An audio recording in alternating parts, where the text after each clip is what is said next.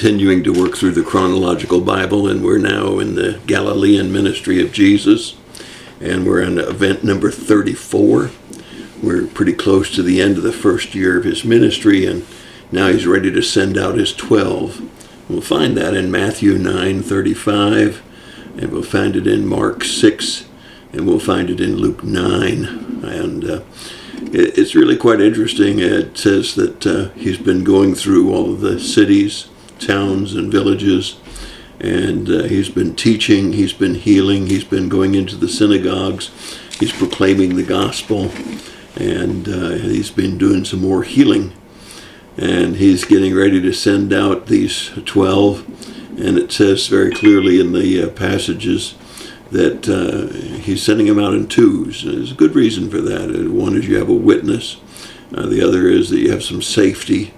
And as most of you know, when we travel in witnessing situations in churches, if there's a woman on the team, we want to be sure that there's at least 2 women or 2 men, so that there's no discussion about anything inappropriate going on with the teams that are visiting. So here he sends them out in twos because they're all men. There's no problem there, safety there. And back up in case one can't answer a question, the other one can. So good practice for witnessing to go in twos. Unless it's, again, a situation where you don't want to send a single man out with a single lady. That's just not a good thing. But after he gets ready to send out his disciples, he makes a very interesting statement, and that is a statement that is still true today. He looks around and he has compassion because he sees the people like a sheep without a shepherd. And he says to his disciples, "The harvest is plentiful, but the workers are few. Beseech the Lord of harvest to send out workers into his harvest." I think we ought to be beseeching the churches today to send them out in 2s or 3s, and that we ought to beseech them to pray to the Lord of harvest, that there would be more going out and sharing their faith with others. I know with COVID and with political correctness and with busy people that witnessing is becoming more and more difficult. But that doesn't mean we can't witness, even if we limit our witnessing to on the job or in our neighborhood where we are already. We need to be witnessing because the harvest is plentiful and the laborers are few. And he gives them the authority to cast out demons, to heal the sick, and sends them out telling them that they have that authority and that power. And when we go out in the name of the Lord, I believe he goes with us, and I believe that he gives us what we need to make those divine appointments occur and for people to become saved through the preaching of the gospel. So we're now a full year into ministry. He's had a chance to invest in his disciples, and there's nothing like on-the-job experience, and the same thing is true in church. If you've been around the church a year or more, it's time for you to start sharing your faith with others. You ought to have absorbed enough from the preacher's messages and from Sunday school and other small groups that you can, especially if you take somebody else with you that's maybe more seasoned, go out and start witnessing to others.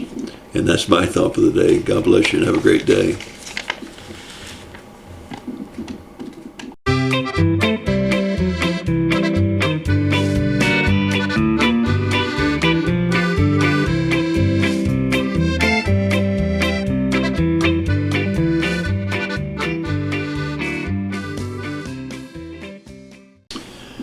A lot of people think that everybody's going to heaven. They think that because God is a good God that he wouldn't possibly let anybody go to hell. But he doesn't want anybody to go to hell. It clearly says that in the scriptures. It clearly tells us in the book of Romans that we're all sinners. That includes me, believe me. And that we've all sinned and fall short of the glory of God. We all deserve the wages. The wages of sin is death. We deserve to be separated from God for an eternity because he sent his son Jesus to die for us. That if we would believe in him, turn from sin and self and turn to him and him alone, we could have eternal life in heaven because he died on the cross of Calvary for us. He was the perfect sacrifice. He was the one that if we would believe in him, we could have eternal life. Now, that doesn't mean we can live any way we want to. But he said himself, I am the way, the truth, and the life. No one comes to the Father except through me. The way is narrow, but it's easy. It's easy to turn away from sin and self and find the fullness of God, the fullness of joy.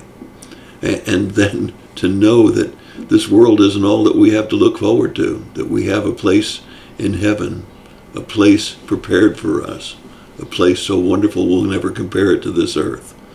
Why not take a moment right now and say, Lord, I'm a sinner. I know that you died for me, and I want you to come into my heart, and I want you to take over my life. I want you to allow me to have eternal life because of Jesus' death on the cross. And that's my thought for the day. God bless you.